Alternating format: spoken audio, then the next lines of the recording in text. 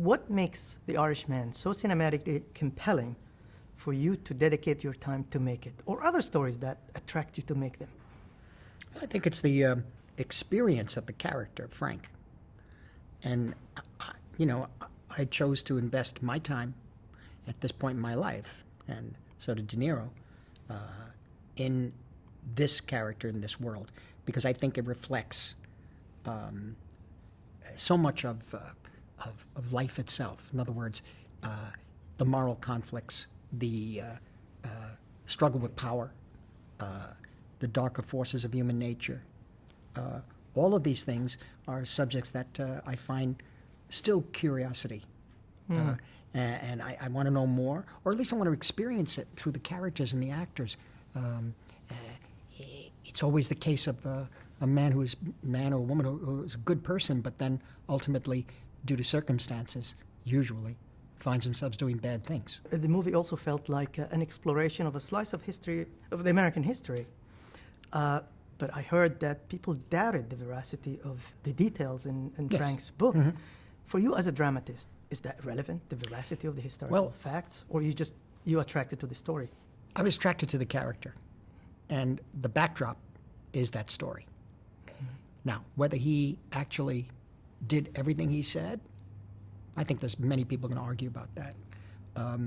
What I decided to do was bring the character in the forefront and make it representative of that world.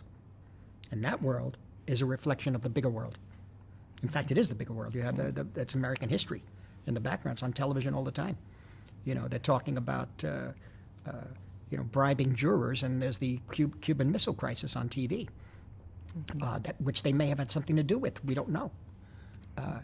We don't know anything that's happening with these forces around us, unless there's pure fact. I think often we could, through a sensitive and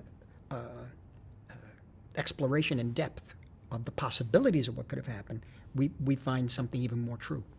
The film is long, and many of your movies are long. You began like that, and we're still glued to the screen. In spite of recently, our attention span has shrunk. Has gotten much, yes, I know. So what are the ingredients, the cinematic ingredients you use to keep us glued to the screen? Right. And have you changed anything in your style in order to overcome that? I think the construction of the script was very important with Zalian and myself, and the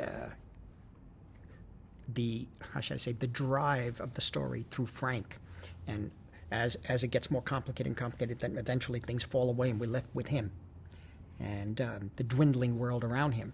So for me, I had to find another way. I also didn't have to find another way. I knew what to do. I knew it had to be simpler, or it appears simple. It's extremely complicated. There's 360 scenes, 120 locations, and you get all the CGI around and everything. But that only made it clearer to me to stay strong and try to create atmosphere that is always pending. There's always pending danger or uncertainty. He'll be outside his car in a gas station, and he looks over, and the ladies are smoking, and he looks over at Joe, and Joe's on the phone, and you cut back to Bob. You don't even see his eyes. He's got sunglasses on, but something's not right. He knows it, but he can't say that. And what is that in life? He thinks he's in control, and he's not in control at all. Not at all. And so that was the essence of it, to be able to try to have, to take the time with certain cuts and images and let it just be unsaid. That would be the idea. I spoke to Bob and Al, and I was surprised to hear that their acting method is very different, their approach to their I didn't know character. that. I didn't know that. Yeah. They told me that. They confirmed it. I don't know. Yeah, I don't know Al about any- takes his time yeah. to enter the character, where Bob told me he just goes in and he does it there. I don't believe that. You didn't even know that. So No, does don't it make believe any it. difference to No, you? I've seen when Bob. the He takes his actors- time. It's always going on in his head. You can see it in his face. It's always there. And that's one of the reasons why I signed on to do the film with him, because I saw something in him that he would not let go of that character. He really understood who he was, and the conflicts of that character. And so, you know, I don't know how he does it. As I say, I never took an acting course or I never studied any acting techniques, but it was really Elia Kazan and John Cassavetes' films, you know, that gave me the impression of what I could do with actors, you know. But in any event, Al, I don't know. I never worked with Al before. I just saw what was happening with Al and Bob on camera is really their relationship as friends and colleagues and artists over the past 50 years. I Well, think they are that's- giants in their field. Yeah, but how yeah. is there a different way of when you direct actors? I mean, your actors always deliver incredible performances. How do you eke out these performances from your actors? Well, we What are talked a your lot. methods? We talked a lot with Al. I mean, really, there was hardly any rehearsal. We had already been shooting the film for a few weeks when he came in, and I'd given. Fortunately, there's so much on Jimmy Hoffa, so much 16 millimeter documentaries, videotape, speeches. You have everything. You have everything. They still photographs, fantastic. We actually recreate some of the stills. The one where he's in jail, he's sitting against the wall, and the policeman comes in and takes him. That's a still from him from Life magazine, I think, of Jimmy in jail. So I knew that if I pointed him there and gave him the right research, see what he does with that. He would come back and say something to me about this or that documentary or this scene, and I'd fill it up with questions he had and see if we were on the same track.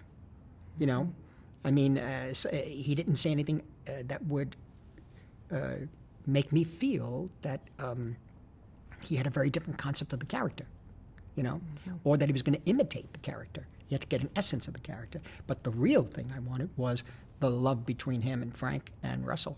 That's what I wanted, but really love between him and Frank.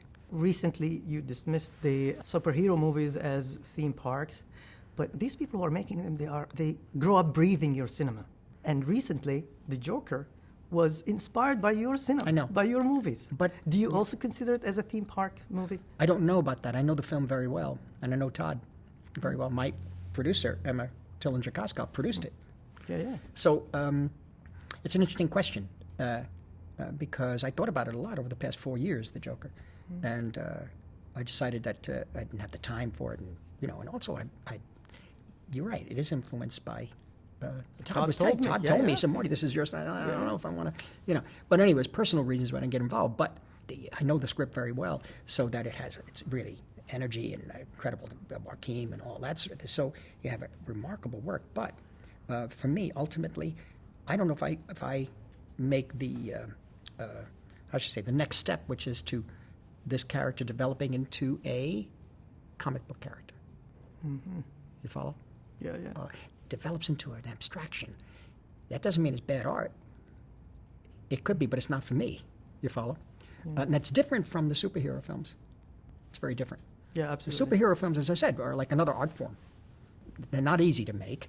There are a lot of very talented people doing good work, and a lot of young people really, really enjoy them.